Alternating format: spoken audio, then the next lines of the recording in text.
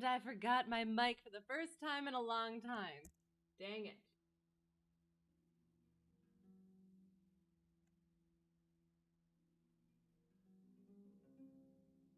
All right, there. I think it is working. Excellent. So we shall go. This is going to be Edgar Allan Poe once again. We're finishing up the second book? Question mark? So there was, yeah. So I think this was part. I want to say this might have been part of the poems book, and then after that, it was going to be the literati. So we're finishing that one up. Sorry, and then it was going to be the literati, but I do think that it's more of a dry actual talking about people. If I find out otherwise, I'll go back to it. But after this, we shall start with a few in the final book of short stories. And for now, we shall begin with. Why aren't you working? Yada. Oh, why are you like that? Oh, there we go. Our first one will be Some Words with a Mummy. Ahaha, I rhymed. Anyway, Some Words with a Mummy by Edgar Allan Poe. The symposium of the preceding evening had been a little too much for my nerves. I had a wretched headache and was desperately drowsy. Instead of going out, therefore, to spend the evening, as I had proposed, it occurred to me that I could not do a wiser thing than just eat a mouthful of supper and go immediately to bed. A light supper, of course. I am exceedingly fond of Welsh rabbit. More than a pound at once, however, may not at all times be advisable. Still, there can be no material objection to two. And really, between 2 and 3, there is merely a single unit of difference. I ventured, perhaps, upon 4. My wife will have it 5, but clearly she has confounded two very distinct affairs. The abstract number 5, I am willing to admit, but concretely it has reference to bottles of brown stout, without which, in the way of condiment, Welsh rabbit is to be eschewed. Having thus concluded a frugal meal, and donned my nightcap, with the serene hope of enjoying it till noon the next day, I placed my head upon the pillow, and, through the aid of a capital conscience, fell into a profound slumber forthwith. But when were the hopes of humanity fulfilled? I could not have completed my third snore when there came a furious ringing at the street door bell, and then an impatient thumping at the knocker, which awakened me at once. In a minute afterward, and while I was still rubbing my eyes, my wife thrust in my face a note from my old friend, Dr. Poniner. It ran thus. Come to me Come to me by all means, my dear good friend, as soon as you receive this. Come and help us to rejoice. At last, by long persevering diplomacy, I have gained the assent of the directors of the City Museum to my examination of the mummy. You know the one I mean. I have permission to unswathe it and open it, if desirable. A few friends only will be present. You, of course. The mummy is now at my house, and we shall begin to unroll it at 11 tonight. Yours ever, Poniner. By the time I had reached the Poniner, it struck me that I was as wide awake as a man need be. I leaped out of bed in an ecstasy, overthrowing all in my way, dressed myself with a rapidity truly marvelous, and set off at the top of my speed for the doctor's. There I found a very eager company assembled. They had been awaiting me with much impatience. The mummy was extended upon the dining table, and the moment I entered, its examination was commenced. It was one of a pair brought, several years previously, by Captain Arthur Sabretash, a cousin of Poniner's, from a tomb near Eletheus in the Libyan mountains, a considerable distance above Thebes on the Nile. The grottos at this point, although less magnificent than the Theban sepulchres, are of higher interest on account of affording more numerous illustrations of the private life of the Egyptians.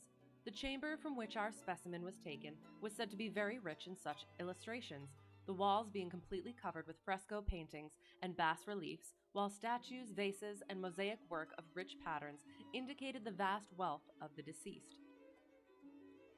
The treasure had been deposited in the museum precisely in the same condition in which Captain Sabretash had found it. That is to say, the coffin had not been disturbed.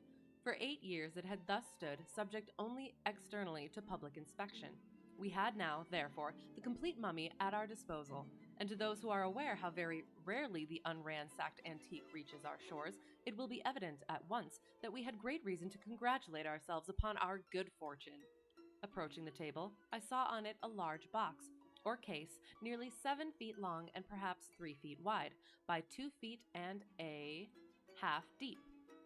It was oblong, not coffin shaped. The material was at first supposed to be the wood of the sycamore, platanus, but upon cutting into it, we found it to be pasteboard, or, more properly, paper mache, composed of papyrus. It was thickly ornamented with paintings representing funeral scenes and other mournful subjects, interspersed among which, in every variety of position, were certain series of hieroglyphical characters, intended, no doubt, for the name of the departed. By good luck, Mr. Glidden formed one of our party, and he had no difficulty in translating the letters, which were simply phonetic and represented the word Alamastakio. We had some difficulty in getting this case open without injury, but having at length accomplished the task, we came to a second coffin-shaped and very considerably less in size than the exterior one, but resembling it precisely in every other respect. A nesting coffin? The interval between the two was filled with resin, which had, in some degree, defaced the colors of the interior box. Upon opening this latter, which we did quite easily, we arrived at a third case, also coffin-shaped, and varying from the second one in no particular, except in that of its material, which was cedar, and still emitted the peculiar and highly aromatic odor of that wood. Between the second and the third case, there was no interval, the one fitting accurately within the other. Removing the third case, we discovered and took out the body itself. We had expected to find it, as usual, enveloped in frequent rolls or bandages of linen, but in place of these, we found a sort of sheath made of papyrus and coated with a layer of plaster, thickly gilt and painted. The paintings represented subjects connected with the various supposed duties of the soul, and its presentation to different divinities, with numerous identical human figures, intended very probably as portraits of the persons embalmed. Extending from head to foot was a columnar, or perpendicular inscription in phonetic hieroglyphics, giving again his name and titles and the names and titles of his relations. Around the neck, thus unsheathed, was a collar of cylindrical glass beads, diverse in color, and so arranged as to form images of deities, of the scarabaeus, etc., with the winged globe. Around the small of the waist was a similar collar or belt. Stripping off the papyrus, we found the flesh in excellent preservation with no perceptible odor. The color was reddish, the skin was hard, smooth, and glossy. The teeth and hair were in good condition. The eyes, it seemed, had been removed, and glass ones substituted, which were very beautiful and wonderfully lifelike, with the exception of somewhat too determined a stare. The finger and the nails were brilliantly gilded. Mr. Glidden was of opinion, from the redness of the epidermis, that the embalmment had been effected altogether by asphaltum, but, on scraping the surface with a steel instrument, and throwing into the fire some of the powder thus obtained, the flavor of camphor and other sweet-scented gums became apparent. We searched the corpse very carefully for the usual openings through which the entrails are extracted, but to our surprise, we could discover none. No member of the party was at that period aware that entire or unopened mummies are not unfrequently met. The brain it was customary to withdraw through the nose, the intestines through an incision in the side. The body was then shaved, washed, and salted, then laid aside for several weeks, when the operation of embalming, properly so called, began. As no trace of an opening could be found, Dr. Ponnonner was preparing his instruments for dissection when I observed that it was then past 2 o'clock. Hereupon it was agreed to postpone the internal examination until the next evening, and we were about to separate for the present when someone suggested an experiment or two with the voltaic pile. The application of electricity to a mummy 3,000 or 4,000 years old at the least was an idea, if not very sage, still sufficiently original, and we all caught it at once. About 1/10 in earnest and 9/10 in jest, we arranged a battery in the doctor's study and conveyed thither the Egyptian. It was only after much trouble that we succeeded in laying bare some portions of the temporal muscle which appeared of less stony rigidity than other parts of the frame, but which, as we had anticipated, of course gave no indication of galvanic susceptibility when brought in contact with the wire. This, the first trial, indeed, seemed decisive, and with a hearty laugh at our own absurdity, we were bidding each other good night, when my eyes, happening to fall upon those of the mummy, were there immediately riveted in amazement. My brief glance, in fact, had sufficed to assure me that the orbs which we had all supposed to be glass, and which were originally noticeable for a certain wild stare, were now so far covered by the lids that only a small portion of the tunica albuginea remained visible. With a shout, I called attention to the fact, and it became immediately obvious to all. I cannot say that I was alarmed at the phenomenon, because alarmed is, in my case, not exactly the word. It is possible, however, that, but for the brown stout, I might have been a little nervous. As for the rest of the company, they really made no attempt at concealing the downright fright which possessed them. Dr. Panahner was a man to be pitied. Mr. Glidden, by some peculiar process, rendered himself invisible. Mr. Silk Buckingham, I fancy, will scarcely be so bold as to deny that he made his way upon all fours under the table. After the first shock of astonishment, however, we resolved, as a matter of course, upon farther experiment forthwith. Our operations were now directed against the great toe of the right foot. We made an incision over the outside of the exterior os sesamoideum pollicis pedis, and thus got at the root of the abductor muscle. Readjusting the battery, we now applied the fluid to the bisected nerves, when, with a movement of exceeding lifelikeness, the mummy first drew up its right knee so as to bring it nearly in contact with the abdomen, and then, straightening the limb with inconceivable force, bestowed a kick upon Dr. Panahner, which had the effect of discharging that gentleman like an arrow from a catapult through a window into the street below. We rushed out en masse to bring in the mangled remains of the victim. Did he die? But had the happiness to meet him upon the staircase, coming up in an unaccountable hurry, brimful of the most ardent philosophy, and more than ever impressed with the necessity of prosecuting our experiments with rigor and with zeal. It was by his advice, accordingly, that we made, upon the spot, a profound incision into the tip of the subject's nose, while the doctor himself, laying violent hands upon it, pulled it into vehement contact with the wire. Yep. Morally and physically, figuratively and literally, was the effect electric. Ha! In the first place, the corpse opened its eyes and winked very rapidly for several minutes, as does Mr. Barnes in the pantomime. In the second place, it sneezed. In the third, it sat upon end. In the fourth, it shook its fist in Dr. Panahner's face. In the fifth, turning to Messrs. Glidden and Buckingham, it addressed them in very capital Egyptian thus: "I must say, gentlemen, that I am as much surprised as I am mortified at your behavior. Of Dr. Panahner, nothing better was to be expected. He is a poor little fat fool who knows no better. I pity and forgive him. But you, Mr. Glidden, and you, Silk, who have traveled and resided in Egypt until one might imagine you to the manner born. You, I say, who have been so much among us that you speak Egyptian fully as well, I think, as you write your mother tongue. You, whom I have always been led to regard as the firm friend of the mummies. I really did anticipate more gentlemanly conduct from you. What am I to think of your standing quietly by and seeing me thus unhandsomely used? What am I to suppose by your permitting Tom, Dick, and Harry to strip me of my coffins and my clothes in this wretchedly cold climate? In what light, to come to the point, am I to regard your aiding and abetting that miserable little villain Dr. Panahner in pulling me by the nose?" It will be taken for granted, no doubt, that upon hearing this speech under the circumstances, we all either made for the door, or fell into violent hysterics, or went off in a general swoon. One of these three things was, I say, to be expected. Indeed, each and all of these lines of conduct might have been very plausibly pursued, and upon my word I am at a loss to know how or why it was that we pursued neither the one or the other.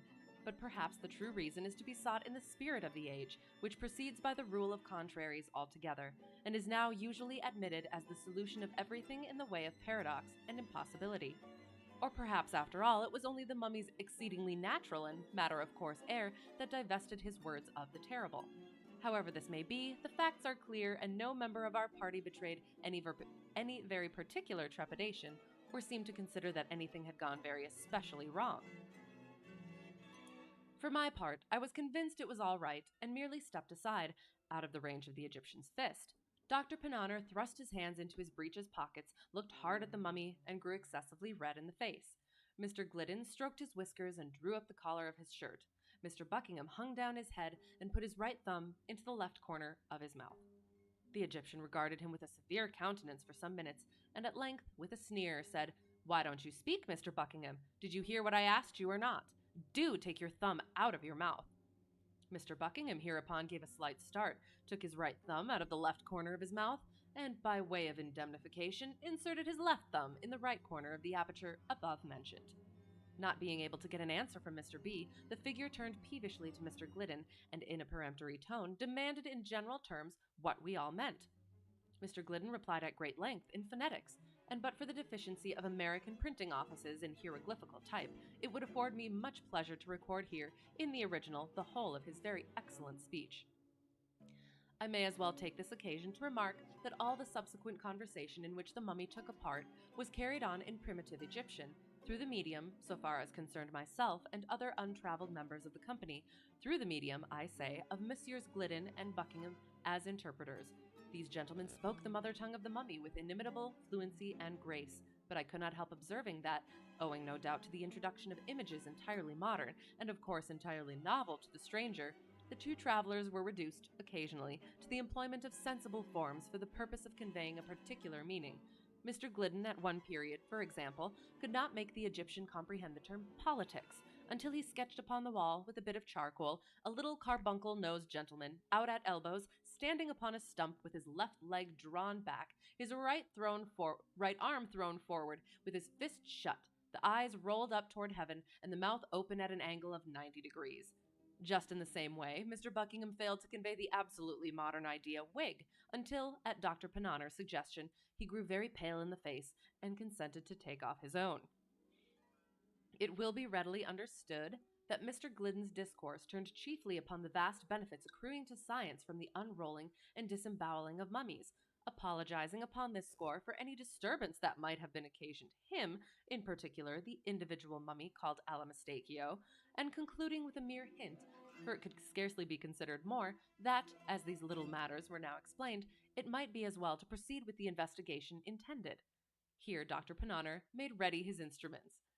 In regard to the latter suggestions of the orator, it appears that Allan had certain scruples of conscience, the nature of which I did not distinctly learn, but he expressed himself satisfied with the apologies tendered, and getting down from the table, shook hands with the company all round. When this ceremony was at an end, we immediately busied ourselves in repairing the damages which our subject had sustained from the scalpel. We sewed up the wound in his temple, bandaged his foot, and applied a square inch of black plaster to the tip of his nose. It was now observed that the Count, this was the title, it seems, of Allan, had a slight fit of shivering, no doubt from the cold. The doctor immediately repaired to his wardrobe, and soon returned with a black dress coat, made in Jennings' best manner, a pair of sky-blue plaid pantaloons with straps, a pink gingham chemise, a flapped vest of brocade, a white sack overcoat, a walking cane with a hook, a hat with no brim, patent leather boots, straw-colored kid gloves, an eyeglass, a pair of whiskers, and a waterfall cravat. Owing to the disparity of size between the Count and the doctor, the proportion being as 2 to 1, there was some little difficulty in adjusting these habiliments upon the person of the Egyptian, but when all was arranged, he might have been said to be dressed. Mr. Glidden, therefore, gave him his arm and led him to a comfortable chair by the fire, while the doctor rang the bell upon the spot and ordered a supply of cigars and wine. The conversation soon grew animated. Much curiosity was, of course, expressed in regard to the somewhat remarkable fact of Allan still remaining alive. "I should have thought," observed Mr. Buckingham, "that it is high time you were dead." "Why," replied the Count, very much astonished, "I am little more than 700 years old. My father lived 1,000, and was by no means in his dotage when he died." Here ensued a brisk series of questions and computations, by means of which it became evident that the antiquity of the mummy had been grossly misjudged. It had been 5,050 years, and some months, since he had been consigned to the catacombs at Alethius. "But my remark," resumed Mr. Buckingham, "had no reference to your age at the period of interment. I am willing to grant, in fact, that you are still a young man, and my allusion was to the immensity of time during which, by your own showing, you must have been done up in an asphaltum." "In what?" said the Count. "In asphaltum," persisted Mr. B. "Ah, yes, I have some faint notion of what you mean. It might be made to answer, no doubt, but in my time we employed scarcely anything else than the bichloride of mercury." "But what we are especially at a loss to understand," said Dr. Pananner, "is how it happens that, having been dead and buried in Egypt 5,000 years ago, you are here today, all alive, and looking so delightfully well." "Had I been, as you say, dead," replied the Count, "it is more than probable that dead I should still be, for I perceive you are yet in the infancy of galvanism, and cannot accomplish with it what was a common thing among us in the old days. But the fact is, I fell into catalepsy, there it is, and it was considered by my best friends that I was either dead or should be, They accordingly embalmed me at once. Some friends. I presume you are aware of the chief principle of the embalming process? Why, not altogether. I perceive a deplorable condition of ignorance. Well, I cannot enter into details just now, but it is necessary to explain that to embalm, properly speaking, in Egypt was to arrest indefinitely all the animal functions subjected to the process. I use the word animal in its widest sense, as including the physical, not more than the moral and vital being. I repeat that the leading principle of embalmment consisted, with us, in the immediately arresting and holding in perpetual abeyance all the animal functions subjected to the process. To be brief, in whatever condition the individual was, at the period of embalmment, in that condition he remained. Now, as it is my good fortune to be of the blood of the Scarabaeus, I was embalmed alive as you see me at present. The blood? The blood of the Scarabaeus, exclaimed Dr. Pananer. I feel like that's an error. Yes, the Scarabaeus was the insignium or the arms of a very distinguished and very rare patrician family. To be of the blood of the Scarabaeus is merely to be one of that family of which the Scarabaeus is the insignium. I speak figuratively. But what has this to do with your being alive? Why, it is the general custom in Egypt to deprive a corpse before embalmment of its bowels and brains. The race of Scarabaei alone did not coincide with the custom. Had I not been a Scarabaeus, therefore, I should have been without bowels and brain, and without either it is inconvenient to live. I perceive that, said Mr. Buckingham, and I presume that all the entire mummies that come to hand are of the race of Scarabaei? Beyond doubt. I thought, said Mr. Glidden very meekly, that the Scarabaeus was one of the Egyptian gods. One of the Egyptian what? Exclaimed the mummy, starting to its feet. Gods, repeated the traveler.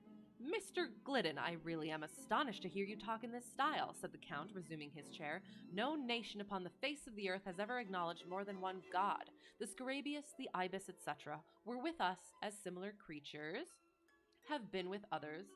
These symbols or media through which we offered worship to the Creator, too august to be more directly approached. There was here a pause. At length the colloquy was renewed by Dr. Pananer. It is not improbable, then, from what you have explained, said he, that among the catacombs near the Nile there may exist other mummies of the Scarabaeus tribe in a condition of vitality. There can be no question of it, replied the Count. All the Scarabaei embalmed accidentally while alive are alive. Even some of those purposely so embalmed may have been overlooked by their executors and still remain in the tombs. Will you be kind enough to explain, I said, what you mean by purposely so embalmed? With great pleasure, answered the mummy, after surveying me leisurely through his eyeglass, for it was the first time I had ventured to address him a direct question. With great pleasure, he said. The usual duration of man's life, in my time, was about 800 years. Few men died, unless by most extraordinary accident, before the age of 600. A few lived longer than a decade of centuries, but 8 were considered the natural term. After the discovery of the embalming principle, as I have already described it to you, it occurred to our philosophers that a laudable curiosity might be gratified, and, at the same time, the interests of science much advanced by living this natural term in installments. In the case of history, indeed, experience demonstrated that something of this kind was indispensable. An historian, for example, having attained the age of 500, would write a book with great labor and then get himself carefully embalmed, leaving instructions to his executors pro tempore that they should cause him to be revivified after the lapse of a certain period, say 500 or 600 years. Resuming existence at the expiration of this time, he would invariably find his great work converted into a species of haphazard notebook, that is to say, into a kind of literary arena for the conflicting guesses, riddles, and personal squabbles of whole herds of exasperated commentators. These guesses, etc., which passed under the name of annotations or emendations, were found so completely to have enveloped, distorted, and overwhelmed the text that the author had to go about with a lantern to discover his own book. When discovered, it was never worth the trouble of the search. After rewriting it throughout, it was regarded as the bounden duty of the historian to set himself to work immediately in correcting from his own private knowledge and experience the traditions of the day concerning the epoch at which he had originally lived. Now, this process of rescription and personal rectification, pursued by various individual sages, from time to time, had the effect of preventing our history from degenerating into absolute fable. I beg your pardon, said Dr. Pananer at this point, laying his hand gently upon the arm of the Egyptian. I beg your pardon, sir, but may I presume to interrupt you for one moment? By all means, sir, replied the Count, drawing up. I merely wish to ask you a question, said the doctor. You mentioned the historian's personal correction of traditions respecting his own epoch. Pray, sir, upon an average, what proportion of these Kabbalah were usually found to be right? The Kabbalah, as you properly term them, sir, were generally discovered to be precisely on a par with the facts recorded in the unrewritten histories themselves. That is to say, not one individual iota of either was ever known, under any circumstances, to be not totally and radically wrong. But since it is quite clear, resumed the doctor, that at least 5,000 years have elapsed since your entombment, I take it for granted that your histories at that period, if not your traditions, were sufficiently explicit on that one topic of universal interest, the creation, which took place, as I presume you are aware, only about 10 centuries before. Sir, said the Count Alamastachio. The doctor repeated his remarks, but it was only after much additional explanation that the foreigner could be made to comprehend them. The latter at length said hesitatingly, The ideas you have suggested are to me, I confess, utterly novel. During my time I never knew any one to entertain so singular a fancy as that the universe, or this world if you will, if you will have it so, ever had a beginning at all. God darn it! Ever had a beginning at all. I remember once and once only hearing something remotely hinted by a man of many speculations concerning the origin of the human race, and by this individual the very word Adam, or red earth, which you make use of, was employed. He employed it, however, in a generical sense, with reference to the spontaneous germination from rank soil, just as 1,000 of the lower genera of creatures are germinated. The spontaneous germination, I say, of 5 vast hordes of men simultaneously upspringing in 5 distinct and nearly equal divisions of the globe. Here, in general, the company shrugged their shoulders, and one or two of us touched our foreheads with a very significant air. Mr. Silk Buckingham first glancing slightly at the occiput, then at the siniciput, the occiput and the siniciput, the back of the head and then the front of the head. I'm going to assume it is the back of the head and the front of the head. Highlight. Interesting. Mr. Silk Buckingham, first glancing slightly at the occiput and then at the siniciput of Alamastachio, spoke as follows. The long duration of human life in your time, together with the occasional practice of passing it, as you have explained in installments, must have had, indeed, a strong tendency to the general development and conglomeration of knowledge. I presume, therefore, that we are to attribute the marked inferiority of the old Egyptians in all particulars of science when compared with the moderns, and more especially with the Yankees, altogether to the superior solidity of the Egyptian skull. I confess again, replied the Count with much suavity, that I am somewhat at a loss to comprehend you. Pray, to what particulars of science do you allude? Here our whole party, joining voices, detailed at great length the assumptions of phrenology and the marvels of animal magnetism. Having heard us to an end, the Count proceeded to relate a few anecdotes, which rendered it evident that prototypes of Gaul and Spurzheim had flourished and faded in Egypt so long ago as to have been nearly forgotten, and that the maneuvers of Mesmer were really very contemptible tricks when put in collation with the positive miracles of the Theban savants, who created lice and a great many other similar things. I here asked the Count if his people were able to calculate eclipses. He smiled rather contemptuously and said they were.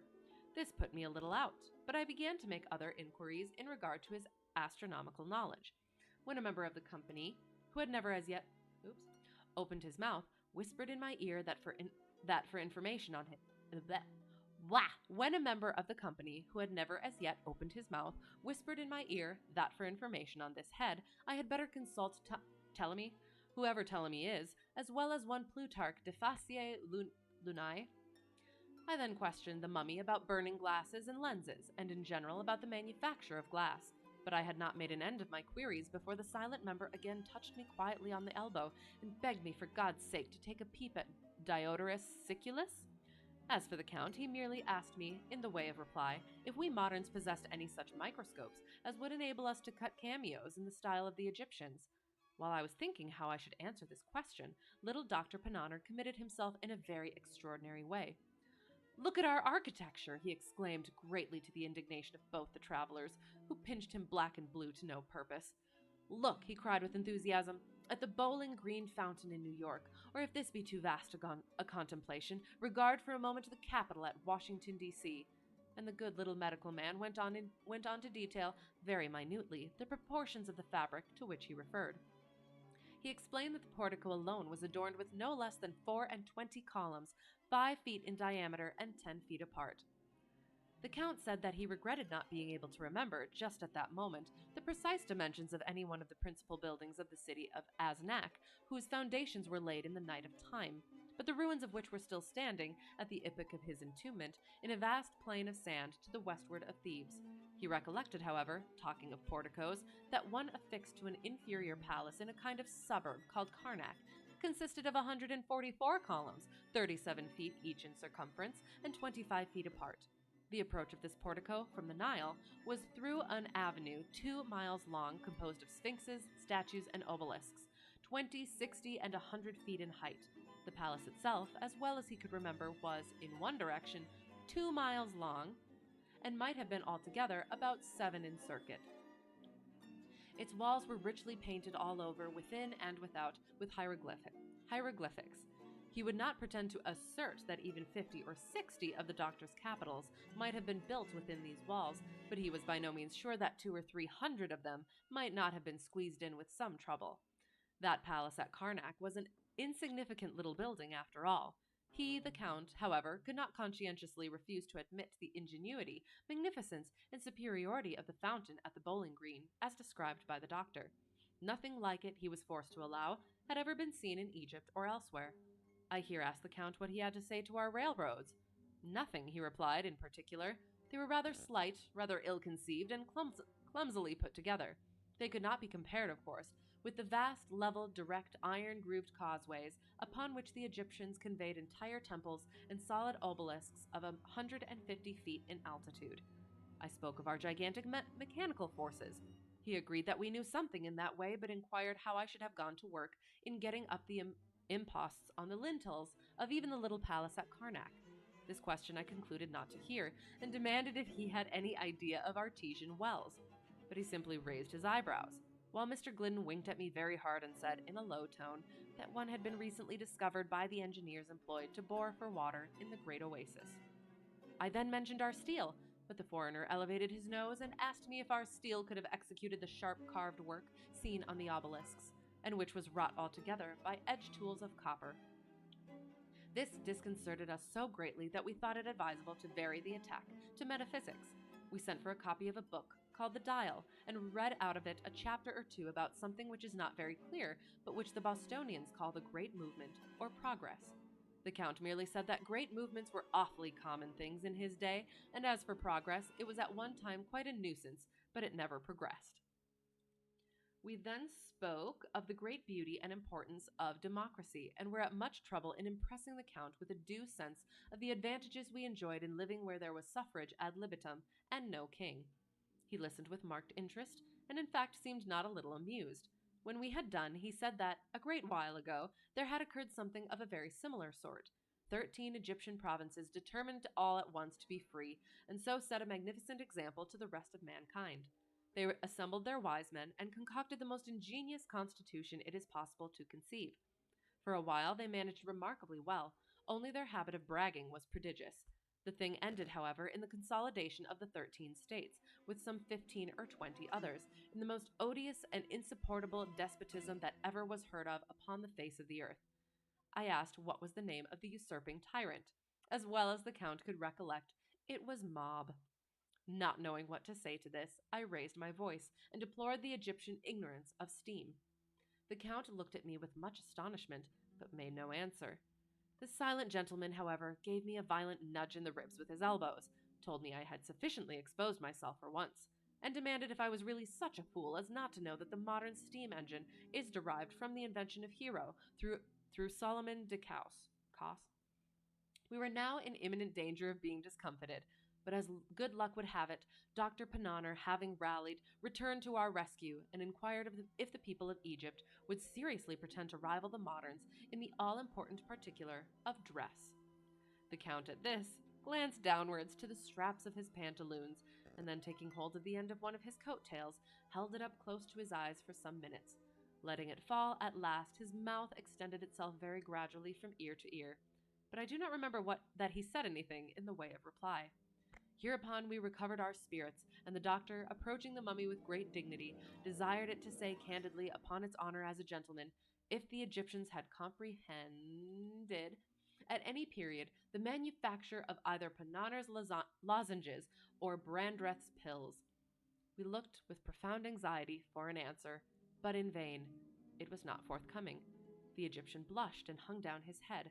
Never was triumph more consummate. Never was defeat borne with so ill a grace. Indeed, I could not endure the spectacle of the poor mummy's mortification. I reached my hat, bowed to him stiffly, and took leave. Upon getting home, I found it past 4 o'clock, and went immediately to bed. It is now 10 a.m. I have been up since 7, penning these memoranda for the benefit of my family and of mankind. The former I shall behold no more. My wife is a shrew. The truth is, I am heartily sick of this life and of the 19th century in general. I am convinced that everything is going wrong. Besides, I am anxious to know who will be president in 2045. As soon, therefore, as I shave and swallow a cup of coffee, I shall just step over to Panar's and get embalmed for a couple of 100 years. What and why? Interesting. I do like the consideration of past to present and whether or not certain things have actually progressed and whether progress is itself progress. That sounds dangerously close to some other cinematic sayings, but I do. I, for one, hold the belief, I guess, that some things do work, and that's what it's for, is to find the things that work and then adjust the things that don't. Just changing things does not make it is not exactly progress in that sense. So yeah, there are things that have been good, that have been rejected, and things that were bad that have now been rejected or continued, and blah blah blah. So yeah, interesting. I like that. I don't really know. I mean, if there was a moral, I'm sure that's probably all it was, just to have those considerations. Anyway, that was Some Words with a Mummy, and this is Hop Frog. Oh, and I thought it was interesting too that his mortification over just one little apparent point of insufficiency, I guess. So just one. Anyway, Hop Frog. I never knew anyone so keenly alive to a joke as the king was. He seemed to live only for joking. To tell a good story of the joke kind and to tell it well was the surest road to his favor. Thus it happened that his 7 ministers were all noted for their accomplishments as jokers. They all took after the king, too, in being large, corpulent, oily men, as well as inimitable jokers. Whether people grow fat by joking, or whether there is something in fat itself which predisposes to a joke, I have never been quite able to determine. But certain it is that a lean joker is a rara avis in terris? A rare bird on earth.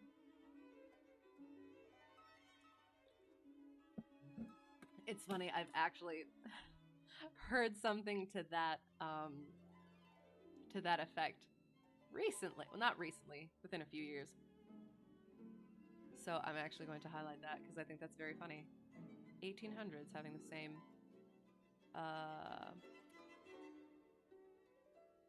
similar ideas about such things. And that is true too. Everything has been thought of before. It's just not everyone cobbles it all together and people forget it and then they say it over again or say it in a different way. Anyway, moving on. About the refinements, or as he called them, the ghosts of wit, the king troubled himself very little. He had an especial admiration for breadth in a jest, and would often put up with length for the sake of it. Over niceties wearied him. He would have preferred Rabelais's Gargantua to the Zadig of Voltaire, and upon the whole, practical jokes suited his taste far better than verbal ones. At the date of my narrative, professing jesters had not altogether gone out of fashion at court. Several of the great continental powers still retained their fools, who wore motley with caps and bells, and who were expected to be always ready with sharp witticisms at a moment's notice, in consideration of the crumbs that fell from the royal table. Our king, as a matter of course, retained his fool. The fact is, he required something in the way of folly, if only to counterbalance the heavy wisdom of the 7 wise men who were his ministers, not to mention himself. His fool, or professional jester, was not only a fool, however. His value was trebled in the eyes of the king by the fact of his being also a dwarf and a cripple. Dwarfs were as common at court in those days as fools, and many monarchs would have found it difficult to get through their days are rather longer at court than elsewhere, without both a jester to laugh with and a dwarf to laugh at. But as I have already observed, your jesters, in 99 cases out of 100, are fat, round, and unwieldy, so that it was no small source of self-gratulation with our king that in Hop Frog, this was the fool's name, he possessed a triplicate treasure in one person. I believe the name Hop Frog was not that given to the dwarf by his sponsors at baptism, but it was conferred upon him by general consent of the 7 ministers on account of his inability to walk as other men do. In fact, Hop Frog could only get along by a sort of interjectional gait, something between a leap and a wriggle, a movement that afforded illimitable amusement and of course consolation to the king, for, notwithstanding the protuberance of his stomach and a constitutional swelling of the head, the king by his whole court was accounted a capital figure. Emperor's new clothes. But although Hop Frog, through the distortion of his legs, could move only with great pain and difficulty along a road or floor, the prodigious muscular power which nature seemed to have bestowed upon his arms by way of compensation for deficiency in the lower limbs enabled him to perform many feats of wonderful dexterity where trees or ropes were in question, or anything else to climb. At such exercises, he certainly much more resembled a squirrel or a small monkey than a frog. I am not able to say with precision from what country Hop Frog originally came. It was from some barbarous region, however, that no person ever heard of, a vast distance from the court of our king. Hop Frog and a young girl very little less dwarfish than himself, although of exquisite proportions and a marvelous dancer, had been forcibly carried off from their respective homes in adjoining provinces and sent as presents to the king by one of his ever-victorious generals. Under these circumstances, it is not to be wondered at that a close intimacy arose between the 2 little captives. Indeed, they soon became sworn friends. Hop Frog, who, although he made a great deal of sport, was by no means popular, had it not in his power to render Trippetta many services, but she, on account of her grace and exquisite beauty, although a dwarf, was universally admired and petted, so she possessed much influence, and never failed to use it, whenever she could, for the benefit of Hop Frog. On some grand state occasion, I forget what, the king determined to have a masquerade, and whenever a masquerade or anything of that kind occurred at our court, then the talents both of Hop Frog and Trippetta were sure to be called in play. Hop Frog in especial was so inventive in the way of getting up pageants, suggesting novel characters and arranging costume for masked balls, that nothing could be done, it seems, without his assistance. The night appointed for the fete had arrived. A gorgeous hall had been fitted up under Trippetta's eye, with every kind of device which could possibly give éclat to a masquerade. Hang on, I shall see if I can... Can you... come on. Ba-da-da-bum. There. Brilliant display... Éclat? I don't know. Brilliant display or effect. Possibly give éclat to a masquerade. Get away. There. The whole court was in a fever of expectation. As for costumes and characters, it might well be supposed that everybody had come to a decision on such points. Many had made up their minds as to what roles they should assume, a week or even a month in advance, and in fact there was not a particle of indecision anywhere, except in the case of the king and his 7 ministers. Why they hesitated, I never could tell, unless they did it by way of a joke. More probably, they found it difficult, on account of being so fat, to make up their minds. At all events, time flew, and, as a last resource, they sent for Trippetta and Hop Frog. When the 2 little friends obeyed the summons of the king, they found him sitting at his wine with the 7 members of his cabinet council, but the monarch appeared to be in a very ill humor. He knew that Hop Frog was not fond of wine, for it excited the poor cripple almost to madness, and madness is no comfortable feeling. But the king loved his practical jokes and took pleasure in forcing Hop Frog to drink and, as the king called it, to be merry. Oh, he's gonna get what's coming to him. Come here, Hop Frog, said he as the jester and his friend entered the room. Swallow this bumper to the health of your absent friends. Here Hop Frog sighed. "And then let us have the benefit of your invention. We want characters. Characters, man. Something novel, out of the way. We are wearied with this everlasting sameness. Come, drink. The wine will brighten your wits." Hop Frog endeavored, as usual, to get up a jest in reply to these advances from the king, but the effort was too much. It happened to be the poor dwarf's birthday, and the command to drink to his absent friends forced the tears to his eyes. Many large bitter drops fell into the goblet as he took it, humbly, from the hand of the tyrant. "Ah ha ha ha ha!" roared the latter, as the dwarf reluctantly drained the beaker. "See what a glass of good wine can do! Why, your eyes are shining already!" Poor fellow, his large eyes gleamed rather than shone, for the effect of wine on his excitable brain was not more powerful than instantaneous. He placed the goblet nervously on the table and looked round upon the company with a half-insane stare. They all seemed highly amused at the success of the king's joke. "And now to business," said the Prime Minister, a very fat man. "Yes," said the king. "Come, Hop Frog, lend us your assistance. Characters, my fine fellow. We stand in need of characters, all of us. Ha ha ha!" And as this was seriously meant for a joke, his laugh was chorused by the seven. Hop Frog also laughed, although feebly and somewhat vacantly. That should not be there, that quote. "Come, come," said the king impatiently. "Have you nothing to suggest?" "I am endeavoring to think of something novel," replied the dwarf abstractedly, for he was quite bewildered by the wine. "Endeavoring!" cried the tyrant fiercely. "What do you mean by that? Ah, I perceive. You are sulky and want more wine. Here, drink this." And he poured out another goblet full and offered it to the cripple, who merely gazed at it, gasping for breath. "Drink, I say," shouted the monster, "or by the fiends—" The dwarf hesitated. The king grew purple with rage. The courtiers smirked. Geppetta, pale as a corpse, advanced to the monarch's seat, and falling on her knees before him, implored him to spare her friend. The tyrant regarded her for some moments in evident wonder at her audacity. He seemed quite at a loss what to do or say, how most becomingly to express his indignation. At last, without uttering a syllable, he pushed her violently from him and threw the contents of the brimming goblet in her face. The poor girl got up as best she could, and not daring even to sigh, resumed her position at the foot of the table. There was a dead silence for about a half a minute, during which the falling of a leaf or of a feather might have been heard. It was interrupted by a low, but harsh and protracted grating sound, which seemed to come at once from every corner of the room. What are you making that noise for?" demanded the king, turning furiously to the dwarf. The latter seemed to have recovered, in great measure, from his intoxication, and looking fixedly but quietly into the tyrant's face, merely ejaculated, how could it have been me?" "The sound appeared to come from without," observed one of the courtiers. "I fancy it was the parrot at the window, wetting his bill upon his cage wires." "True," replied the monarch, as if much relieved by the suggestion. "But on the honor of a knight, I could have sworn that it was the gritting of this vagabond's teeth." Hereupon the dwarf laughed. The king was too confirmed a joker to object to anyone's laughing, and displayed a set of large, powerful, and very repulsive teeth.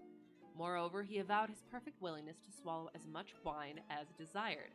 The monarch was pacified, and having drained another bumper with no very perceptible ill effect, Hop Frog entered at once and with spirit into the plans for the masquerade. "I cannot tell what was the association of idea," observed he very tranquilly. "Ah! Hang on.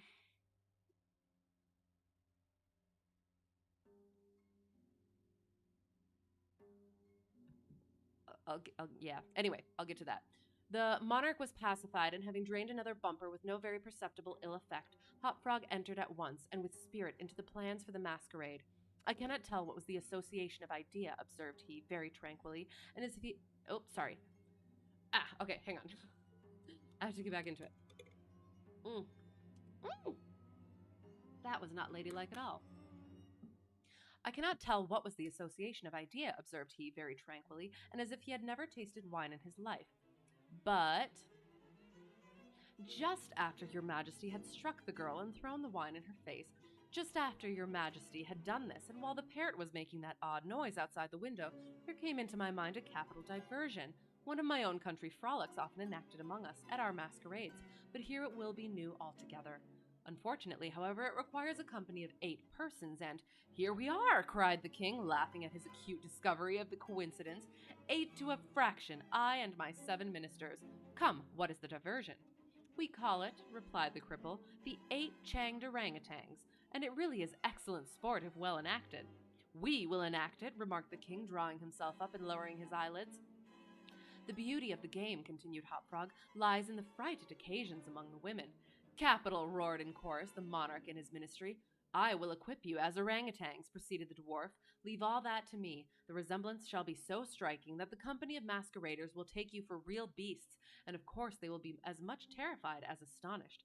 Oh, this is exquisite, exclaimed the king. Hop Frog, I will make a man of you. The chains are for the purpose of increasing the confusion by their jangling.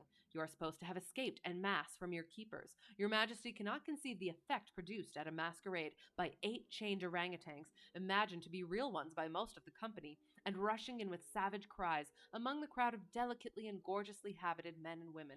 The contrast is inimitable.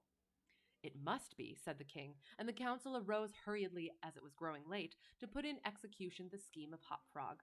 His mode of equipping the party as orangutans was very simple, but effective enough for his purposes. The animals in question had, at the epoch of my story, very rarely been seen in any part of the civilized world, and as the imitations made by the dwarf were sufficiently beast-like and more than sufficiently hideous, their truthfulness to nature was thus thought to be secured. The king and his ministers were first encased in tight-fitting stockinette shirts and drawers. They were then saturated with tar. At this stage of the process, someone of the party suggested feathers, but the suggestion was at once overruled by the dwarf, who soon convinced the 8 by ocular demonstration that the hair of such a brute as the orangutan was much more efficiently represented by flax. A thick coating of the latter was accordingly plastered upon the coating of tar. A long chain was now procured. First, it was passed about the waist of the king, and tied, then about another of the party, and also tied, then about it all successively in the same manner. When this chaining arrangement was complete, and the party stood as far apart from each other as possible, they formed a circle, and to make all things appear natural, Hop Frog passed the residue of the chain, in 2 diameters, at right angles, across the circle, after the fashion adopted, at the present day, by those who capture chimpanzees or other large apes in Borneo. The grand saloon in which the masquerade was to take place was a circular room, very lofty and receiving the light of the sun only through a single window at top. At night, the season for which the apartment was especially designed, it was illuminated principally by a large chandelier, depending by a chain from the center of the skylight, and lowered or elevated by means of a counterbalance as usual. But, in order not to look unsightly, this latter passed outside the cupola, and over the roof. The arrangements of the room had been left to Geppetto's superintendence, but in some particulars, it seems, she had been guided by the calmer judgment of her friend the dwarf. At his suggestion it was that, on this occasion, the chandelier was removed. Its wax and drippings, which, in weather so warm it was quite impossible to prevent, would have been seriously detrimental to the rich dresses of the guests, who, on account of the crowded state of the saloon, could not all be expected to keep from out its center, that is to say, from under the chandelier. Additional sconces were set in various parts of the hall, out of the way, and a flambeau emitting sweet odor was placed in the right hand of each of the carriades that stood against the wall, some 50 or 60 altogether. The 8 orangutans, taking Hop Frog's advice, waited patiently until midnight, when the room was thoroughly filled with masqueraders, before making their appearance. No sooner had the clock ceased striking, however, than they rushed or rather rolled in altogether, for the impediment of their chains caused most of the party to fall, and all to stumble as they entered. The excitement among the masqueraders was prodigious, and filled the heart of the king with glee. As had been anticipated, there were not a few of the guests who supposed the ferocious-looking creatures to be beasts of some kind in reality, if not precisely orangutans. Many of the women swooned with fright, and had not the king taken the precaution to exclude all weapons from the saloon, his party might soon have expiated their frolic in their blood. As it was, a general rush was made for the doors, but the king had ordered them to be locked immediately upon his entrance, and at the dwarf's suggestion, the keys had been deposited with him. While the tumult was at its height, and each masquerader attentive only to his own safety, for in fact there was much real danger from the pressure of the excited crowd, the chain by which the chandelier ordinarily hung, and which had been drawn up on its removal, might have been seen very gradually to descend until its hooked extremity came within 3 feet of the floor. Soon after this, the king and his 7 friends, having reeled about the hall in all directions, found themselves at length in its center, and of course in immediate contact with the chain. While they were thus situated, the dwarf, who had followed closely at their heels, inciting them to keep up the commotion, took hold of their own chain at the intersection of the two portions which crossed the circle diametrically and at right angles. Here, with the rapidity of thought, he inserted the hook from which the chandelier had been wont to depend, and in an instant, by some unseen agency, the chandelier chain was drawn so far upward as to take the hook out of reach, and as an inevitable consequence, to drag the orangutans together in close connection and face to face. The masqueraders, by this time, had recovered in some measure from their alarm, and beginning to regard the whole matter as a well-contrived pleasantry, set up a loud shout of laughter at the predicament of the apes. "Leave them to me, now," screamed Hop Frog, his shrill voice making itself easily heard through all the din. "Leave them to me. I fancy I know them. If I can only get a good look at them, I can soon tell who they are." Here, scrambling over the heads of the crowd, he managed to get to the wall, when, seizing a flambeau from one of the Cariades, he returned as he went to the center of the room, leaped with the agility of a monkey upon the king's head, and thence clambered a few feet up the chain, holding down the torch to examine the group of orangutans, and still screaming, "I shall soon find out who they are." And now, while the whole assembly, the apes included, were convulsed with laughter, the jester suddenly uttered a shrill whistle, when the chain flew violently up for about 30 feet, dragging with it the dismayed and struggling orangutans, and leaving them suspended in midair between the skylight and the floor. Hop Frog, clinging to the chain as it rose, still maintained his relative position in respect to the 8 maskers, and still, as if nothing were the matter, continued to thrust his torch down towards them, as though endeavoring to discover who they were. So thoroughly astonished were the whole company at this ascent, that a dead silence of about a minute's duration ensued. It was broken by just such a low, harsh, grating sound as had before attracted the attention of the king and his counselors when the former threw the wine in the face of Trippetta. But on the present occasion there could be no question as to whence the sound issued. It came from the fang-like teeth of the dwarf, who ground them and gnashed them as he foamed at the mouth, and glared with an expression of maniacal rage into the upturned countenances of the king and his 7 companions. "Aha!" said at length the infuriated jester. "Aha! I begin to see who these people are now." Here, pretending to scrutinize the king more closely, he held the flambeau to the flaxen coat which enveloped him, and which instantly burst into a sheet of vivid flame. In less than half a minute, the whole 8 orangutans were blazing fiercely, amid the shrieks of the multitude who gazed at them from below, horror-stricken and without the power to render them the slightest assistance. At length the flames, suddenly increasing in virulence, forced the jester to climb higher up the chain, to be out of their reach, and as he made this movement, the crowd again sank, for a brief instant, into silence.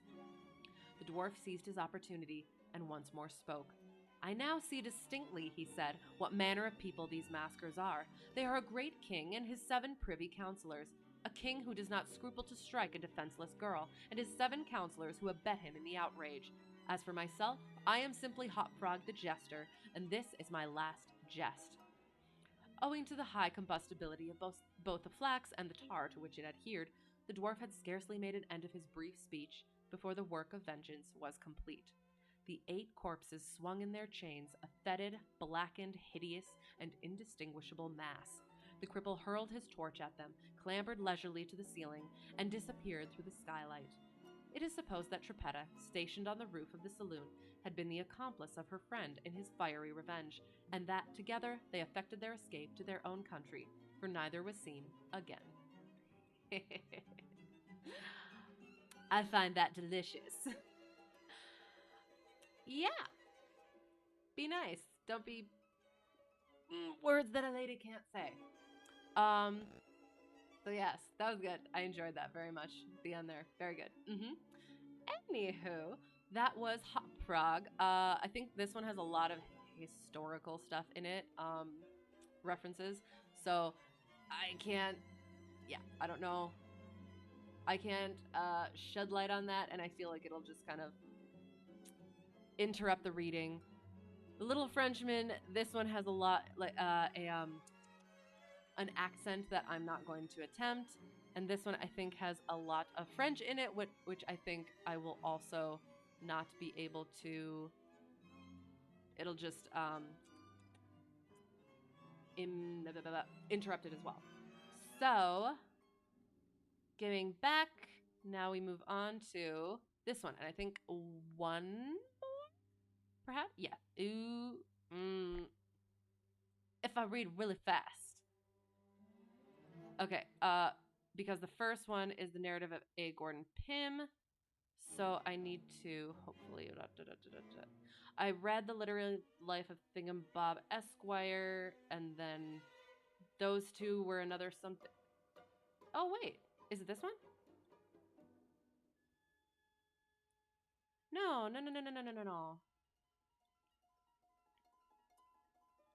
There was one before this. Ah, yes, this one. Oh no, is it too long? 1, 2, 3, 4, 5, 6, 7, 8, 9, 10. It should be fine. I'll read fast. Bum. That's probably copyrighted. No, I already did this one. Okay. Come back. The System of Dr. Tar and Professor Feather. I am curious. During the autumn of 18, while on a tour through the extreme southern provinces of France, my route led me within a few miles of a certain maison de santé, or private madhouse. Ooh, I have like a strange interest in asylum. Anyway, I enjoy the consideration of the mind, since we don't know so much about it or enough about it to satisfy me. Or private madhouse, about which I had heard much in Paris from my medical friends. As I had never visited a place of the kind, I thought the opportunity too good to be lost, and so proposed to my traveling companion, a gentleman with whom I had made casual acquaintance a few days before, that we should turn aside for an hour or so and look through the establishment. To this he objected, pleading haste in the first place, and in the second a very usual horror at the sight of a lunatic. He begged me, however, not to let any mere courtesy towards himself interfere with the gratification of my curiosity, and said that he would ride on leisurely, so that I might overtake him during the day, or at all events during the next. As he bade me goodbye, I bethought me that there might be some difficulty in obtaining access to the premises, and mentioned my fears on this point. He replied that, in fact, unless I had personal knowledge of the superintendent, Monsieur Maillard, or some credential in the way of a letter, a difficulty might be found to exist, as the regulations of these private madhouses were more rigid than the public hospital laws. For himself, he added, he had, some years since, made the acquaintance of Maillard, and would so far assist me as to ride up to the door. Oh, that's really annoying that my little face is going to be there. I'm sorry. I'll just make sure I go up to the door and introduce me, although his feelings to the subject of lunacy would not permit of his entering the house. I thanked him, and turning from the main road, we entered a grass-grown bypath, which in half an hour nearly lost itself in a dense forest clothing the base of a mountain. Through this dank and gloomy wood we rode some 2 miles when the Maison de Santé came in view. It was a fantastic chateau, which dilapidated, and indeed scarcely tenantable through age and neglect. Its aspect inspired me with absolute dread, and checking my horse, I half resolved to turn back. I soon, however, grew ashamed of my weakness, and proceeded.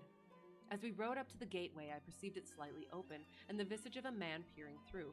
In an instant afterward, this man came forth, accosted my companion by name, shook him cordially by the hand, and begged him to alight. It was Monsieur Maillard himself. He was a portly, fine-looking gentleman of the old school, with a polished manner and a certain air of gravity, dignity, and authority which was very impressive.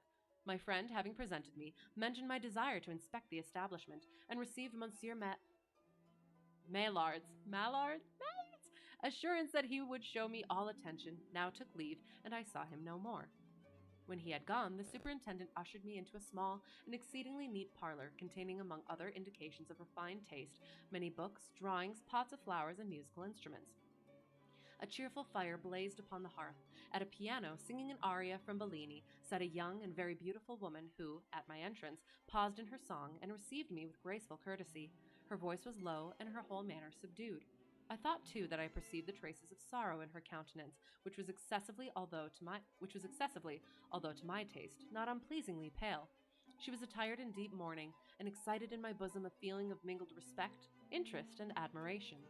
I had heard at Paris that the institution of Monsieur Maillard was managed upon what is vulgarly termed the system of soothing, that all punishments were avoided, that even confinement was seldom resorted to, that the patients, while secretly watched, were left much apparent liberty, and that most of them were permitted to roam about the house and grounds in the ordinary apparel of persons in right mind.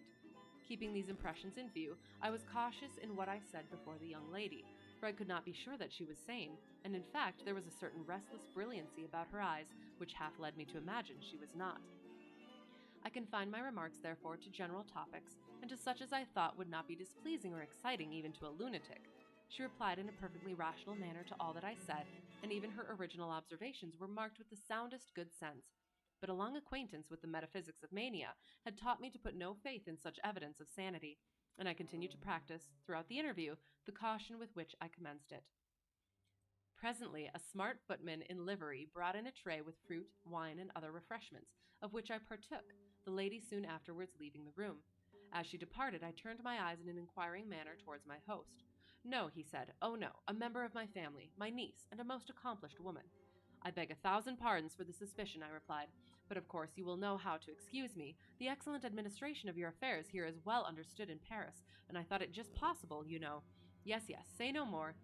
Or rather, it is myself who should thank you for the commendable prudence you have displayed. We seldom find so much of forethought in young men, and more than once some unhappy contretemps has occurred in consequence of thoughtlessness on the part of our visitors. While my former system was in operation, and my patients were permitted the privilege of roaming to and fro at will, they were often aroused to a dangerous frenzy by injudicious persons who called to inspect the house. Hence I was obliged to enforce a rigid system of exclusion, and none obtained access to the premises upon whose discretion I could not rely. While your former system was in operation, I said, repeating his words. Do I understand? Come back. Do I understand you then to... Oh, that's right.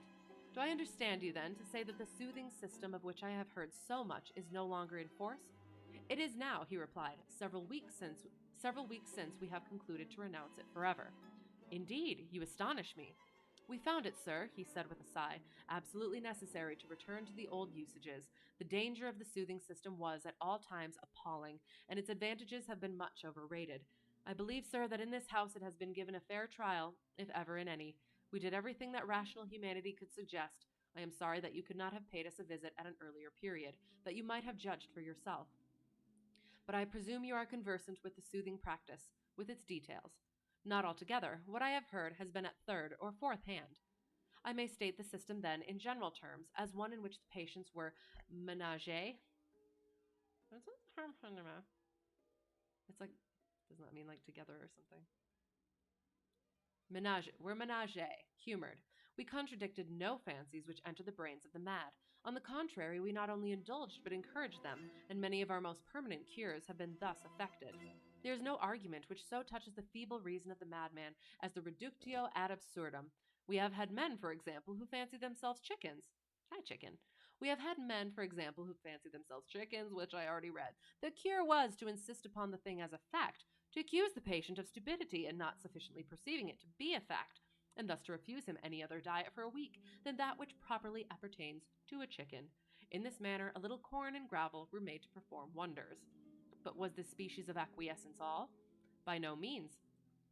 We put much faith in amusements of a simple kind, such as music, dancing, gymnastic exercises generally, cards, certain classes of books, and so forth. We affected to treat each individual as if for some ordinary physical disorder, and the word lunacy was never employed. A great point was to set each lunatic to guard the actions of all the others. To repose confidence in the understanding or discretion of a madman is to gain him body and soul. In this way, we were enabled to dispense with an expensive body of keepers. And you had no punishments of any kind. None. And you never confined your patients. Very rarely. Now and then, the malady of some individual growing to a crisis, or taking a sudden turn of fury, we conveyed him to a secret cell, lest his disorder should infect the rest, and there kept him until we could dismiss him to his friends. For with the raging maniac we have nothing to do. He is usually removed to the public hospitals. And you have now changed all this, and you think for the better. Decidedly, the system had its disadvantages and even its dangers.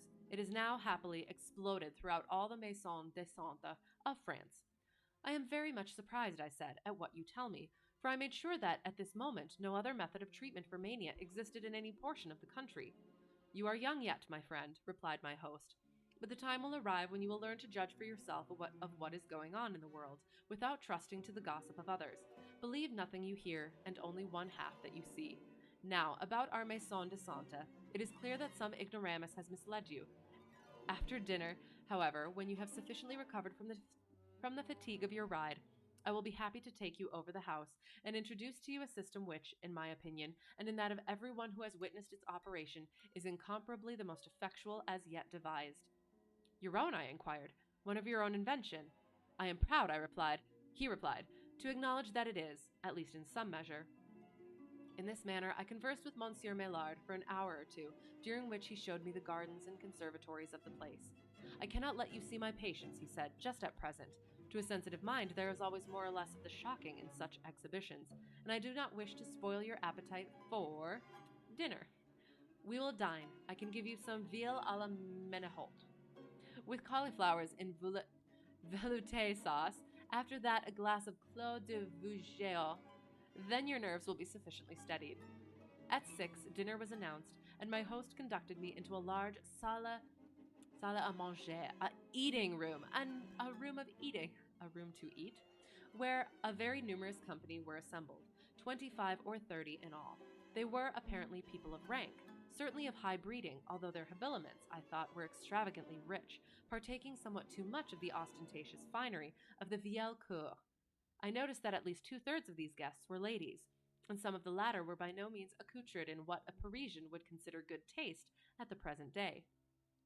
Many females, for example, whose age could not have been less than 70, were bedecked with a profusion of jewelry, such as rings, bracelets, and earrings, and wore their bosoms and arms shamefully bare. I observed, too, that very few of the dresses were well made, or at least that very few of them fitted the wearers. In looking about, I discovered the interesting girl to whom Monsieur Maillard had presented me in the little parlor, but my surprise was great to see her wearing a hoop and farthingale, with high-heeled shoes and a dirty cap of Brussels lace, so much too large for her that it gave her face a ridiculously diminutive expression. When I had first seen her, she was attired most becomingly in deep mourning. There was an air of oddity, in short, about the dress of the whole party, which at first caused me to recur to my original idea of the soothing system, and to fancy that Monsieur Maillard had been willing to deceive me until after dinner, that I might experience no uncomfortable feelings during the repast, at finding myself dining with lunatics. But I remembered having been informed in Paris that the southern provincialists were a peculiarly eccentric people, with a vast number of antiquated notions, and then, too, upon conversing with several members of the company, my apprehensions were immediately and fully dispelled. The dining room itself, although perhaps sufficiently comfortable and of good dimensions, had nothing too much of elegance about it. For example, the floor was uncarpeted. In France, however, a carpet is frequently dispensed with. The windows, too, were without curtains. The shutters, being shut, were securely fastened with iron bars, applied diagonally after the fashion of our ordinary shop shutters. The apartment, I observed, formed in itself a wing of the chateau, and thus the windows were on 3 sides of the parallelogram, the door being at the other. There were no less than 10 windows in all. The table was superbly set out. It was loaded with plate and more than loaded with delicacies. The profusion was absolutely barbaric. There were meats enough to have feasted the Anakim. Never in all my life had I witnessed so lavish, so wasteful an expenditure of the good things of life. There seemed very little taste, however, in the arrangements, and my eyes, accustomed to quiet lights, were sadly offended by the prodigious glare of a multitude of wax candles, which, in silver candelabra, were deposited upon the table and all about the room, wherever it was possible to find a place. There were several active servants in attendance, and upon a large table, at the farther end of the apartment, were seated 7 or 8 people with fiddles, fifes, trombones, and a drum. These fellows annoyed me very much, at intervals during the repast, by an infinite variety of noises, which were intended for music, and which appeared to afford much entertainment to all present, with the exception of myself. Upon the whole, I could not help thinking that there was much of the bizarre about everything I saw, but then the world is made up of all kinds of persons, with all modes of thought and all sorts of conventional customs. I had traveled too so much as to be quite an adept in the nil admirari, so I took my seat very coolly at the right hand of my host, and having an excellent appetite, did justice to the good cheer set before me. The conversation in the meantime was spirited and general. The ladies, as usual, talked a great deal. I soon found that nearly all the company were well educated, and my host was a world of good-humored anecdote in himself. He seemed quite willing to speak of his position as superintendent of a maison de santé, and indeed the topic of lunacy was, much to my surprise, a favorite one with all present. A great many amusing stories were told, having reference to the whims of the patients. We had a fellow here once, said a fat little gentleman, who sat at my right, a fellow that fancied himself a teapot. And by the way, is it not especially singular how often this particular crotchet has entered the brain of the lunatic? There is scarcely an insane asylum in France which cannot supply a human teapot. Our gentleman was a Britannia-ware teapot, and was careful to polish himself every morning with buckskin and whitting. And then, said a tall man just opposite, we had here, not long ago, a person who had taken it into his head that he was a donkey, which, allegorically speaking, you will say, was quite true. He was a troublesome patient, and we had much ado to keep him within bounds. For a long time he would eat nothing but thistles, but of this idea we soon cured him by insisting upon his eating nothing else. Then he was perpetually kicking out his heels, so. Mr. de Kock, I will thank you to behave yourself. Here interrupted an old lady who sat next to the speaker. Please keep your feet to yourself. You have spoiled my brocade. Brocade? Is it necessary, pray, to illustrate a remark in so practical a style? Our friend here can surely comprehend you without all this. Upon my word, you are nearly as great a donkey as the poor unfortunate imagined himself. Your acting is very natural, as I live. Mille pardons, mademoiselle, replied Monsieur de Kock, thus addressed. 1,000 pardons. I had no intention of offending. Mademoiselle Laplace, Monsieur de Kock will do himself the honor of taking wine with you. Here Monsieur de Kock, is he the chicken, bowed low, kissed his hand with much ceremony, and took wine with Mademoiselle Laplace. Allow me, mon ami, now said Monsieur Maillard, addressing myself, allow me to send you a morsel of this veal a la Saint Menehoult. You will find it particularly fine. At this instant, 3 sturdy waiters had just succeeded in depositing safely upon the table an enormous dish or trencher containing what I supposed to be the monstrum horrendum informe ingens qui lumen adeptum. A monster, a horrible thing, a shapeless vast, whose only eye had been. A closer scrutiny assured me, however, that it was only a small calf roasted whole and set upon its knees, with an apple in its mouth, as is the English fashion of dressing a hare.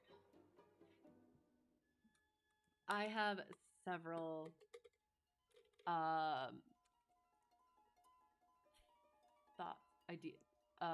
guesses as to what is going on. Thank you, no. Upon a sneeze with an apple in its mouth, as is the English fashion of dressing a hare. Thank you, no, I replied. To say the truth, I am not particularly partial to veal a la saint. What is it? For I do not find that it altogether agrees with me. I will change my plate, however, and try some of the rabbit. There were several side dishes on the table containing what appeared to be the ordinary French rabbit, a very delicious morceau, which I can recommend. Pierre, cried the host, change this gentleman's plate and give him a side piece of this rabbit au chat. With cat? This what? This rabbit au chat. Why, thank you. Upon second thoughts, no. I will just help myself to some of the ham. There's no knowing what one eats, thought I to myself, at the tables of these people of the province. I will have none of their rabbit au chat. Although I'm not sure it has an accent. Scalty. I guess I don't know. I will have none of their rabbit au chat, and for the matter of that, none of their cat or rabbit either. Yeah, cat with rabbit. And then, said a cadaverous-looking personage near the foot of the table, taking up the thread of the conversation where it had been broken off, and then among other oddities, we had a patient once upon a time who very pertinaciously maintained himself to be a Cordova cheese, and went about with a knife in his hand, soliciting his friends to try a small slice from the middle of his leg. He was a great fool beyond doubt, interposed someone, but not to be compared with a certain individual whom we all know, with the exception of this strange gentleman. I mean the man who took himself for a bottle of champagne and always went off with a pop and a fizz in this fashion.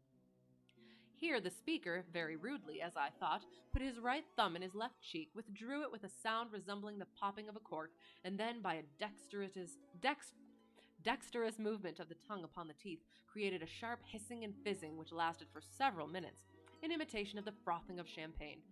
This behavior, I saw plainly, was not very pleasing to Monsieur Maillard, but that gentleman said nothing, and the conversation was resumed by a very lean little man in a big wig.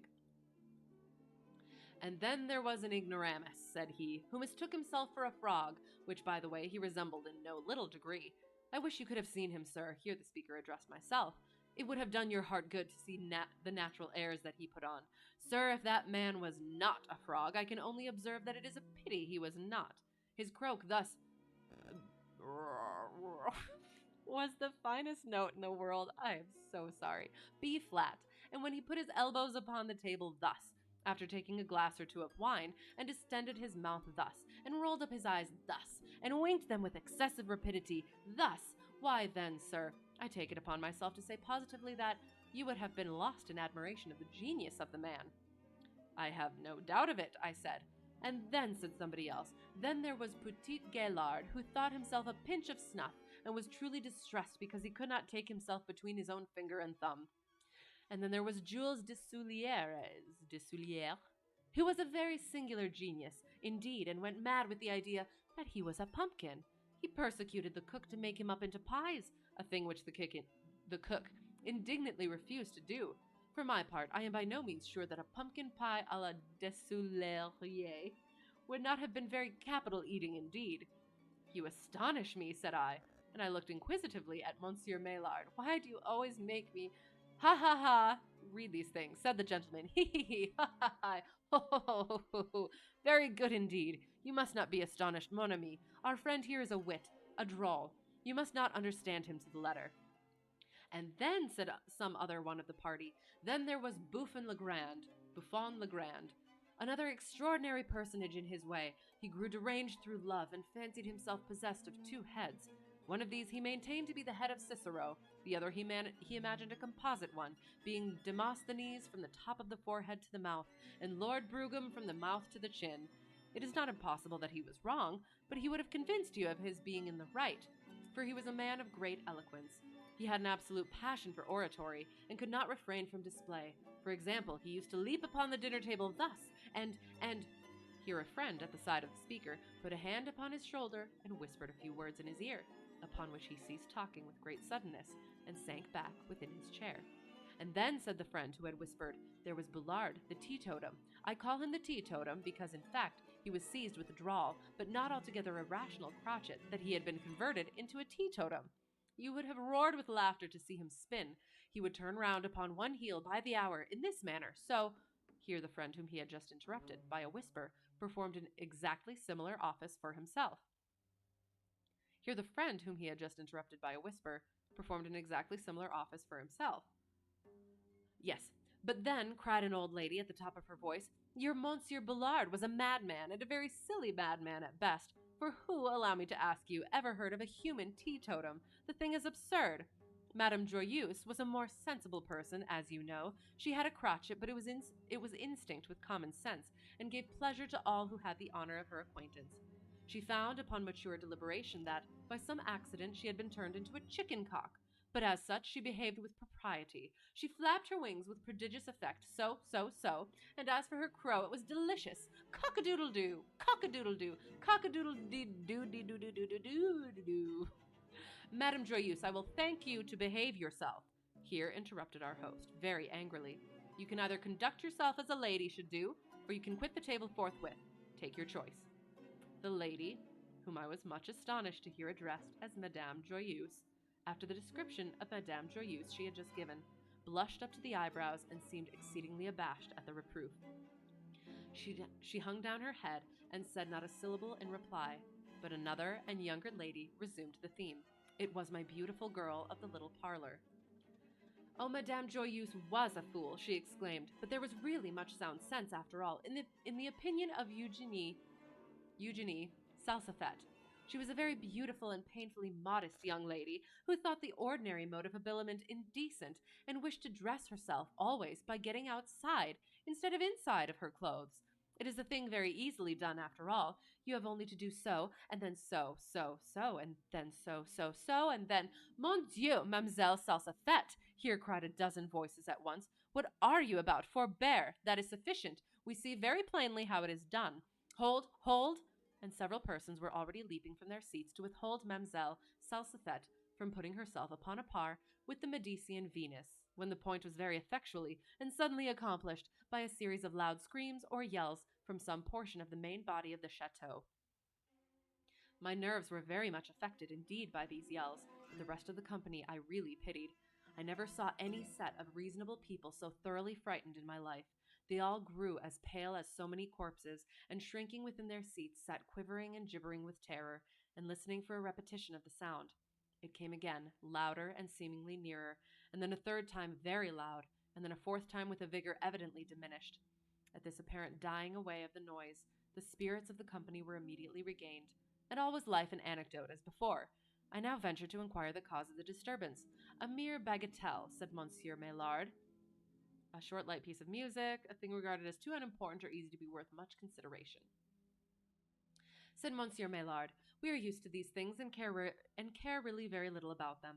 The lunatics every now and then get up a howl in concert, one starting another, as is sometimes the case with a bevy of dogs at night. It occasionally happens, however, that the concerto yells are succeeded by a simultaneous effort at breaking loose, when of course some little danger is to be apprehended. And how many have you in charge? At present we have not more than 10 altogether. Principally females, I presume? Oh no, every one of them men, and stout fellows too, I can tell you. Indeed, I have always rendered that the majority of lunatics were of the gentler sex. It is generally so, but not always. Some time ago, there were about 27 patients here, and of that number, no less than 18 were women. But lately, matters have changed very much, as you see. Yes, have changed very much, as you see, here interrupted the gentleman who had broken the shins of Mademoiselle Laplace. Yes, have changed very much, as you see, chimed in the whole company at once. Hold your tongues, every one of you, said my host in a great rage, whereupon the whole company maintained a dead silence for nearly a minute. As for one lady, she obeyed Monsieur Maillard to the letter, and thrusting out her tongue, which was an excessively long one, held it very resignedly with both hands until the end of the entertainment. And this gentlewoman, said I to Monsieur Maillard, bending over and addressing him in a whisper, this good lady who has just spoken, and who gives us the cock-a-doodle-dee-doo, she, I presume, is harmless. Quite harmless, eh? Harmless, ejaculated he in unfeigned surprise. Why, what can you mean? Only slightly touched? Said I, touching my head. I take it for granted that she is not dangerously affected, eh? Mon Dieu, what is it you imagine? This lady, my particular old friend Madame Joyeuse, is as absolutely sane as myself. She has her little eccentricities, to be sure, but then, you know, all very old women are more or less eccentric. To be sure, said I, to be sure. And then the rest of these ladies and gentlemen are my friends and keepers, interrupted Monsieur Maillard, drawing himself up with hauteur. My very good friends and assistants. What, all of them? I asked. The women and all? Assuredly, he said. We could not do it all without the women. They are the best lunatic nurses in the world. They have a way of their own, you know. Their bright eyes have a marvelous effect. Something like the fascination of the snake, you know. To be sure, said I, to be sure. They behave a little odd, eh? They are a little queer, eh? Don't you think so? Odd? Queer? Why do you really think so? We are not very prudish, to be sure, here in the South. Do pretty much as we please, enjoy life, and all that sort of thing, you know. To be sure, said I, to be sure. And then perhaps this Claude de Vougeot is a little heady, you know, a little strong, you understand, eh? To be sure, said I, to be sure. By the by, monsieur, did I understand you to say that the system you have adopted, in place of the celebrated soothing system, was one of very rigorous severity? By no means, no, by no means. Our confinement is necessarily close, but the treatment, the medical treatment, I mean, is rather agreeable to the patients than otherwise. And the new system is one of your own invention. Not altogether. Some portions of it are preferable to Professor Tarr, of whom you have necessarily heard, and again there are modifications in my plan which I am happy to acknowledge as belonging of right to the celebrated Feather, with whom, if I mistake not, you have the honor of an intimate acquaintance. I am quite ashamed to confess, I replied, that I have never even heard the name of either gentleman before. Good heavens, ejaculated my host, drawing back his chair abruptly and uplifting his hands.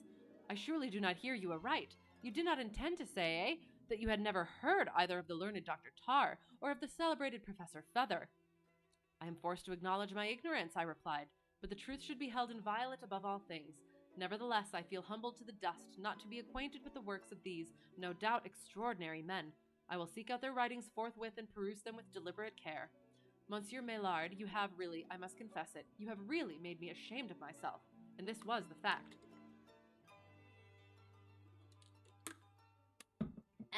Sorry. Say no more, my good young friend, he said kindly, pressing my hand. Join me now in a glass of Sauterne. We drank.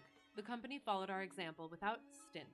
They chatted, they jested, they laughed. They perpetrated 1,000 absurdities. The fiddles shrieked, the drum rowdy-dowed, the trombones bellowed like so many brazen bulls of Phalaris, and the whole scene, growing gradually worse and worse as the wines gained the ascendancy, became at length a sort of pandemonium in petto. In the meantime, Monsieur Maillard and myself, with some bottles of Sauterne and Vougeot between us, continued our conversation at the top of the voice. A word spoken in an ordinary key stood no more chance of being heard than the voice of a fish from the bottom of Niagara Falls. "And, sir," said I, screaming in his ear, "you mentioned something before dinner about the danger incurred in the old system of soothing. How is that?" "Yes," he replied, "there was occasionally very great danger indeed. There's no accounting for the caprices of madmen, and in my opinion, as well as in that of Dr. Tarr and Professor Feather, it is never safe to permit them to run at large unattended. A lunatic may be soothed, as it is called, for a time, but in the end he is very apt to become obstreperous. His cunning, too, is proverbial and great. If he has a project in view, he conceals his design with a marvelous wisdom, and the dexterity with which he counterfeits sanity presents to the metaphysician one of the most singular problems in the study of mind. When a madman appears thoroughly sane, indeed, it is high time to put him in a straitjacket. But the danger, my dear sir, of which you were speaking, in your own experience, during your control of this house, have you had practical reason to think liberty hazardous in the case of a lunatic? Here, in my own experience, why, I may say yes. For example, no very long while ago, a singular circumstance occurred in this very house. The soothing system, you know, was then in operation and the patients were at large. They behaved remarkably well, especially so. Anyone of sense might have known that some devilish scheme was brewing from that particular fact, that the fellows behaved so remarkably well. And sure enough, one fine morning, the keepers found themselves pinioned hand and foot, and thrown into the cells where they were attended, as if they were the lunatics, by the lunatics themselves, who had usurped the offices of the keepers. You don't tell me so. I never heard of anything so absurd in my life. Fact, it all came to pass by means of a stupid fellow, a lunatic, who by some means had taken it into his head that he had invented a better system of government than any ever heard of before. Of lunatic government, I mean.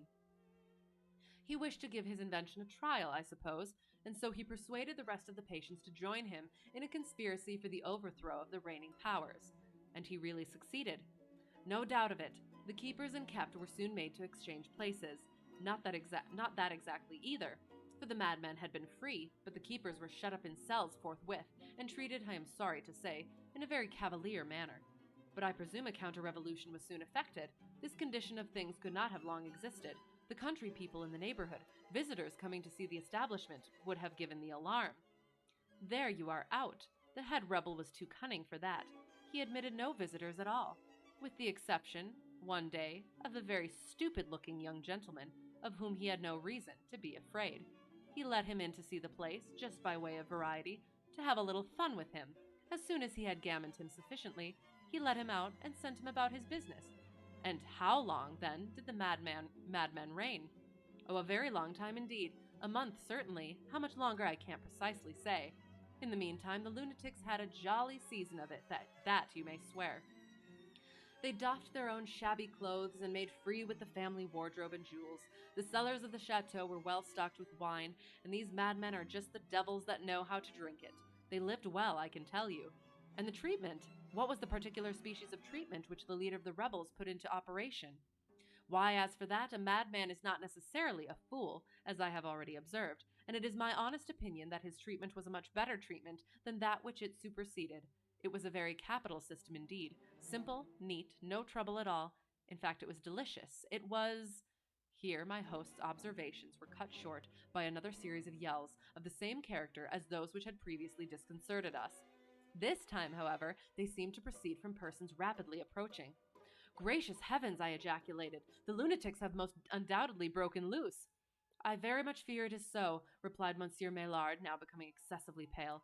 He had scarcely finished the sentence before loud shouts and imprecations were heard beneath the windows, and immediately afterward it became evident that some persons outside were endeavoring to gain entrance into the room. The door was beaten with what appeared to be a sledgehammer, and the shutters were wrenched and shaken with prodigious violence. A scene of the most terrible confusion ensued. Monsieur Maillard, to my excessive astonishment, threw himself under the sideboard. I had expected more resolution at his hands. The members of the orchestra, who, for the last 15 minutes, had been seemingly too much intoxicated to do duty, now sprang all at once to their feet and to their instruments, and scrambling upon their table, broke out with one accord into Yankee Doodle, which they performed, if not exactly in tune, at least with an energy superhuman during the whole of the uproar. Meantime, upon the main dining table, among the bottles and glasses, leaped the gentleman who, with such difficulty, had been restrained from leaping there before. As soon as he fairly settled himself, he commenced an oration which no doubt was a very capital one, if it could only have been heard. At the same moment, the man with the teetotum predilection set himself to spinning around the apartment with immense energy, and with arms outstretched at right angles with his body, so that he had all the air of a teetotum in fact, and knocked everybody down that happened to get in his way. And now, too, hearing an incredible popping and fizzing of champagne, I discovered, error, at length that it proceeded from the person who performed the bottle of that delicate drink during dinner. And then again the frogman croaked away as if the salvation of his soul depended upon every note that he uttered. And in the midst of all this, the continuous braying of a donkey arose over all. As for my old friend, Madame Joyeuse, I really could have wept for the poor lady, she appeared so terribly perplexed. All she did, however, was to stand up in a corner by the fireplace and sing out incessantly at the top of her voice, cock-a-la-doodly-doo. And now came the climax, the catastrophe of the drama. As no resistance, beyond whooping and yelling and cock-a-doodling, was offered to the encroachments of the party without, the 10 windows were very speedily and almost simultaneously broken in. But I shall never forget the emotions of wonder and horror with which I gazed when, leaping through these windows and down among us a pell-mell, fighting, stamping, scratching, and howling, there rushed a perfect army of what I took to be chimpanzees, orangutans, or big black baboons of the Cape of Good Hope. I received a terrible beating, after which I rolled under a sofa and lay still.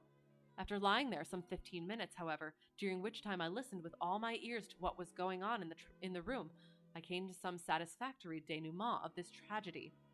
Monsieur Maillard, it appeared, in giving me the account of the lunatic who had excited his fellows to rebellion, had been merely relating his own exploits. This gentleman had indeed some 2 or 3 years before been the superintendent of the establishment, but grew crazy himself and so became a patient. This fact was unknown to the traveling companion who introduced me. The keepers, 10 in number, having been suddenly overpowered, were first well tarred, then carefully feathered, and then shut up in underground cells. They had been so imprisoned for more than a month, during which period Monsieur Maillard had generously allowed them not only the tar and feathers, which constituted his system, but some bread and abundance of water. The latter was pumped on them daily. At length, one escaping through a sewer gave freedom to all the rest. The soothing system, with important modifications, had been resumed at the chateau, yet I cannot help agreeing with Monsieur Maillard that his own treatment was a very capital one of its kind. As he justly observed, it was simple, neat, and gave no trouble at all, not the least. I have only to add that, although I have searched every library in Europe for the works of Dr. Tarr and Professor Feather, I have, up to the present day, utterly failed in my endeavors at procuring an edition. Oh, that's so good. That one, I did. I figured out what was coming. I'm trying to think. There were some other ideas that I was considering as well, but that one came up. And then I enjoy the slight either dry joke at the end or yeah, I was gonna say if he was going to get stuck in the asylum after the fact as well. But yeah, that was interesting. That was a very interesting account story. And I was gonna say something else, but I forgot. And I'm going to have to end it there. Da da da da da da da ra da. So Thursday will be, that was the system of Dr. Tarr and Professor Feather. And Thursday will be more Buster Keaton. I'm still planning on doing a sporadic flight simulator. Before then, a little after then, and then next week is incredibly up in the air. I was kind of planning on not doing any at all because of stuff I have to take care of. But I don't know. I might at some point. And then the week after that, I is probably going to be up in the air as well. And then beyond that, I will probably have to figure out a new schedule. So, yes, so Thursday, Buster Keaton, and then after that, we'll see. So, thank you to whoever got lost and found their way here or found their way back. I hope you enjoyed it. I did, as usual, with Poe. And have a great whatever it's going to be for you. And hope to see you again soon. So thank you again, and bye.